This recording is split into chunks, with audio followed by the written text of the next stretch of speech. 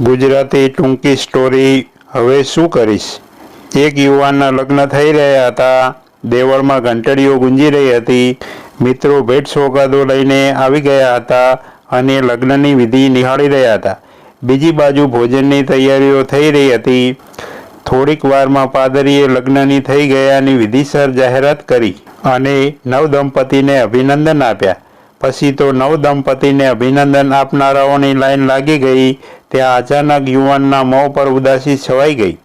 પછી તો યુવાન વરરાજા અભિનંદન ઝૂલતો રહ્યો અને ભેટ સોગાતો લેતો રહ્યો, પણ આ બધું યાંત્રિક રીતે। અભિનંદનની ઔપચારિકતા પૂર્ણ થયા પછી વર-વધુ ભોજન લેવા જતા હતા ત્યારે પાદરીએ પેલા યુવાન વરને બાજુએ લઈ જઈને પૂછ્યું, તને જોઈતી કન્યા તો મળી ગઈ, તારી ઈચ્છા પ્રમાણે લગ્ન પણ થઈ ગયા, તો પછી હવે તું આટલો ઉદાસ કેમ થઈ ગયો? શું તને એમ લાગે છે કે લગ્ન કરવામાં તે ક્યાંક ઉતાવળ કરી છે કે ક્યાંક ભૂલ થઈ ગઈ છે? યુવાન વરરાજાએ પાદરીને કહ્યું, આમ તો બધું બરોબર છે, પણ મને વિચાર આવ્યો કે હવે હું શું કરીશ? વાત ન સમજાતા પાદરીએ પૂછ્યું, હવે તને શાની મૂંઝવણ થાય છે? યુવાને કહ્યું, તમને ખબર છે કે આ કન્યા મેળવવા માટે મેં કેટલી મહેનત કરી છે, તેના માટે કેટલા આટા ફેરા કર્યા છે, તેને સમજાવવા, તેના માતા પિતાની સંમતિ મેળવવા હું કેટલો મથ્યો છું, પણ હવે શું? પાદરીએ વધારે મૂંઝાતા કહ્યું, તું જરા વાત સ્પષ્ટ કર, મને તારી ચિંતા થાય છે। યુવાન વરે કહ્યું, આમ તો કંઈ ચિંતા કરવા જેવું નથી, પણ હવે હું રોજ ક્યાં આટા ફેરા કરીશ? પહેલાં તો ઉઠતાની સાથે જ પ્રશ્ન ઊભો થઈ જતો કે કન્યાને ક્યાં મળું, કેવી રીતે મળું, તેને મેળવવા શું કરું? હવે તો કન્યા મળી ગઈ, મારી થઈ ગઈ, હવે કરવાનું કંઈ બાકી રહ્યું નહીં। પહેલાં તો કન્યાના વિચારોથી મન ભરાયેલું રહેતું, પણ હવે મને ખાલીપો લાગશે। હવે હું કોના માટે દિવસભર ઝંકીશ? હવે હું કોના માટે ઝૂરીશ?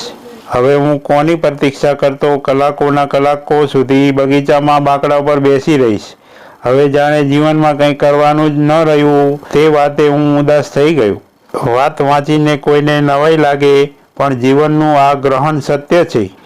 આ વાત સમજવા જેવી છે। મનની પ્રકૃતિ જેવી છે કે તેને જે મળે છે તેને તે ભૂલી જાય છે અને પછી જે અપરાય છે તેની ઝંખના કર્યા કરે છે અને તેને મેળવવા તેની પાછળ તે પડે છે। સમાજના રીત રિવાજો કે શિષ્ટતા ખાતર માણસો આ સહેલાઈથી સ્વીકારતા નથી, પણ આ એક વાસ્તવિકતા છે જેને સમજીને જો આપણે જીવીશું તો જીવનમાં એટલો ખાલીપો નહીં લાગે અને જીવવાની પણ મજા આવશે। આપણા સર્વ ધર્મોએ પરમાત્માની પ્રાપ્તિની વાત કરી છે, પણ વાસ્તવિકતામાં પરમાત્મા એવો આદર્શ છે કે જે કોઈને સિદ્ધ થયો નથી। પરમાત્મા મળતો નથી તેમાં તો તેની મજા છે। પરમાત્મા એમ મળી જાય તો પછી તેનું મૂલ્ય ન રહે અને પછી માણસ બીજું કંઈ મેળવવા વળી પાછો બીજા તરફ નજર નાખે। માનો કે સવારે બારણું ઉઘાડતા જ સામે પરમાત્મા ઉભેલો જોવા મળે તો આપણે શું કરીએ? તેની સામે ક્યાં સુધી જોયા કરીએ? તેને કેટલી વાર પગે પડ્યા કરીએ? તેને અંદર બોલાવીને કંઈ ખવડાવ્યા જ કરીએ કે શણગાર સજાવ્યા જ કરીએ?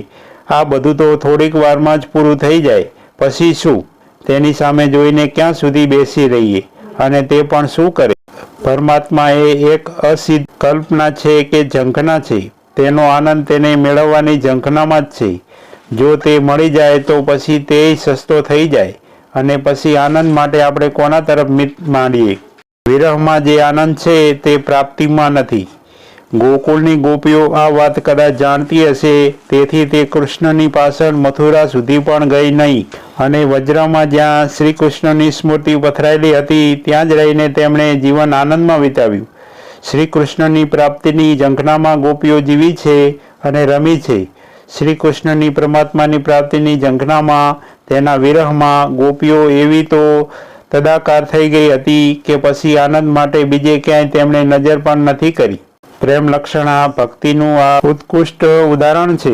તેમાં પ્રેમીની પ્રાપ્તિનું મહત્વ નથી, પણ પ્રાપ્તિની ઝંખનાનું મહત્વ છે। પણ આવા દિવ્ય ભાવની પૂર્વ શરત છે આત્મવિસ્મૃતિ। બાકી આપણે તો આત્મવંચનામાં રહીએ છીએ। મિત્રો, આવી દરરોજ નવી વાર્તા સાંભળવા માટે સબસ્ક્રાઈબ કરો મારી ચેનલને। ધન્યવાદ।